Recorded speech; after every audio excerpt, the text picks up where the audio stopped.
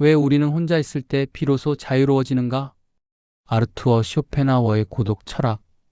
오늘도 만나 뵙게 되어 대단히 반갑습니다. 자유정원 인사 올립니다. 오늘은 왜 우리는 혼자 있을 때 비로소 자유로워지는가에 대한 아르투어 쇼펜하우어의 고독 철학에 대해서 얘기를 나눠보도록 하겠습니다. 사회적 동물이라는 아름다운 거짓말. 여러분, 잠시 멈춰 서 보십시오. 지금 이 순간 당신은 혼자입니까? 아니면 누군가와 함께입니까? 만약 혼자라면 당신은 무엇을 느끼고 있습니까? 평온함입니까? 아니면 어떤 불안입니까? 만약 함께라면 당신은 지금 진정으로 편안합니까? 아니면 보이지 않는 가면을 쓰고 있습니까? 아르투어 쇼펜하우어, 19세기를 살았던 한 철학자입니다. 사람들은 그를 염세주의자라 불렀습니다. 틀린 말은 아닙니다. 하지만 그는 단지 진실을 말했을 뿐입니다. 그리고 오늘 저는 여러분에게 쇼펜하우어가 말한 하나의 불편한 진실을 전하려 합니다. 구독과 좋아요 부탁드립니다. 쇼펜하우어는 말합니다. 인간은 사회적 동물이 아니라고. 아리스토텔레스는 거짓말을 했다고, 아니 정확히는 반쪽의 진실만을 말했다고 합니다. 인간은 생존을 위해 무리를 이루었을 뿐 본질적으로 함께하기 위해 태어난 존재가 아니라는 것입니다. 우리는 필요에 의해 모였고 두려움 때문에 흩어지지 못했을 뿐입니다. 당신은 어제 얼마나 많은 사람을 만났습니까? 그들과의 대화 속에서 당신은 진정 당신 자신이었습니까? 아니면 끊임없이 계산했습니까? 이렇게 말하면 어떻게 생각할까? 저렇게 행동하면 이상하게 보이지 않을까? 내가 지금 웃어야 하나, 말아야 하나? 쇼펜하우어는 이것이 바로 우리가 타인과 함께 있을 때 치르는 대가라고 말합니다. 사회는 우리에게 가르칩니다. 혼자 있는 것은 이상하다고. 외로운 사람은 실패자라고. 친구가 많은 것이 성공의 지표라고. 하지만 쇼펜하우어는 묻습니다. 왜 당신은 혼자 있는 것을 두려워합니까? 진정 두려운 것은 고독이 아닙니다. 당신 자신과 마주하는 것입니다. 타인이라는 소음 없이 오직 당신의 생각만이 울려 퍼지는 그 침묵 속에서 당신은 견딜 수 없는 무언가를 발견하게 됩니다. 바로 당신 내면의 공허함입니다. 그래서 사람들은 도망칩니다.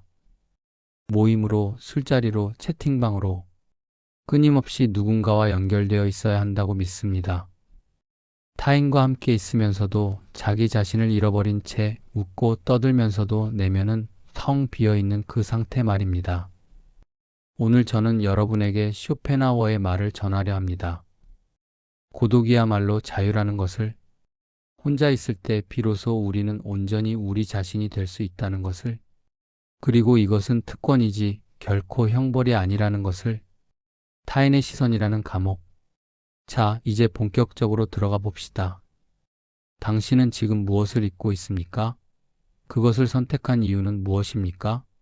정말로 당신이 좋아서입니까? 아니면 남들이 이상하게 보지 않을 것 같아서입니까? 쇼펜하우어는 이것을 객관적 자유와 주관적 자유의 문제라고 불렀습니다. 객관적 자유란 무엇입니까? 법적으로 당신을 구속하는 것이 없는 상태입니다. 당신은 감옥에 갇혀 있지 않습니다. 노예도 아닙니다. 원한다면 지금 당장 직장을 그만두고 다른 도시로 떠날 수도 있습니다. 이것이 객관적 자유입니다. 하지만 주관적 자유는 다릅니다. 당신은 정말로 자유롭습니까? 당신의 생각은 진정 당신의 것입니까? 아니면 사회가, 타인이, 당신 부모가, 당신 친구들이 심어놓은 기대와 평가의 복합체입니까? 타인과 함께 있을 때 우리는 끊임없이 비교당하고 평가받습니다.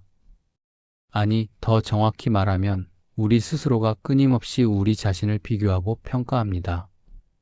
타인의 눈이라는 거울 속에서 말입니다. 당신은 친구와 카페에 앉아 있습니다. 그가 최근에 승진 이야기를 합니다. 당신은 축하한다고 말합니다. 웃으며 말입니다. 하지만 그 순간 당신 내면에서는 무슨 일이 벌어지고 있습니까? 이것이 바로 질투의 메커니즘입니다.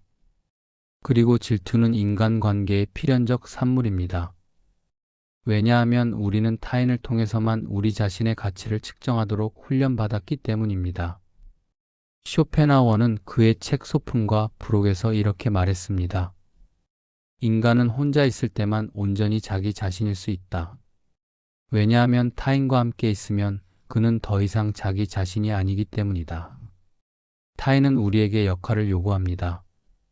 좋은 친구, 유능한 동료, 재미있는 사람, 공감 잘하는 사람. 우리는 그 역할들을 연기합니다. 때로는 너무나 능숙하게 연기해서 우리 자신조차 그것이 연기라는 것을 잊어버립니다. 하지만 혼자 있을 때는 어떻습니까? 관객이 없는 무대에서 배우는 가면을 벗습니다. 당신은 더 이상 누군가의 기대에 부응할 필요가 없습니다. 웃고 싶지 않으면 웃지 않아도 됩니다. 슬프면 그저 슬퍼해도 됩니다. 아무것도 하고 싶지 않으면 아무것도 하지 않아도 됩니다. 이것이 바로 자유입니다. 고슴도치 딜레마. 쇼펜하워는 한때 이런 우화를 만들었습니다. 여러분도 들어보았을 것입니다. 고슴도치의 딜레마라고 말입니다. 추운 겨울날 고슴도치들이 서로의 체온으로 추위를 이겨내려 합니다. 그래서 가까이 다가갑니다.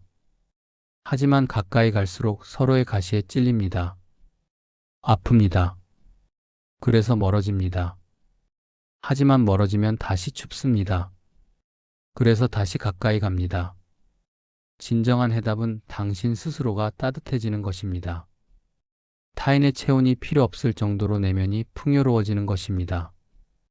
그렇게 되면 당신은 더 이상 고슴도치의 딜레마에 갇히지 않습니다. 원한다면 가까이 갈 수 있고 원하지 않는다면 혼자 있을 수 있습니다. 그 선택 자체가 자유입니다. 이것을 받아들이는 것, 이것이 성숙입니다. 정신적 풍요와 고독의 상관관계. 정신적으로 빈곤한 사람일수록 끊임없이 사교를 추구합니다. 그들은 혼자 있는 것을 견디지 못합니다. 왜냐하면 혼자 있으면 그들은 자신의 내면과 마주해야 하는데 그곳에는 아무것도 없기 때문입니다. 고독과 외로움은 다릅니다. 외로움은 결핍의 상태입니다. 당신은 누군가가 필요한데 없는 상태입니다. 이것은 고통입니다.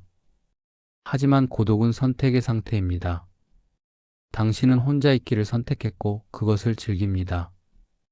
이것은 자유입니다. 그 순간부터 쇼펜하워는 고독을 선택했습니다.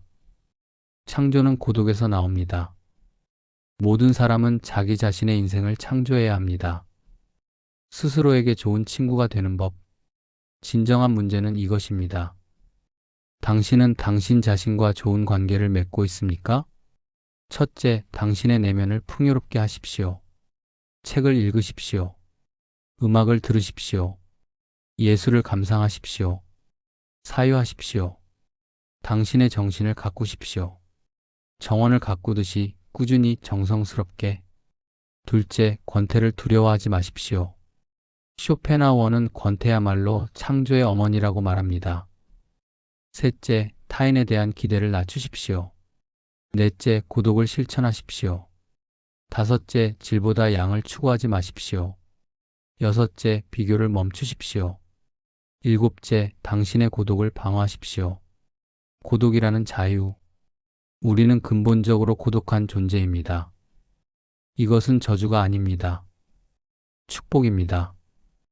혼자 있을 수 있는 능력, 이것이야말로 진정한 강함의 표시입니다. 만약 당신이 고독을 받아들인다면 당신은 자유로워질 것입니다. 모든 것은 당신 안에 있습니다. 당신은 혼자가 아닙니다.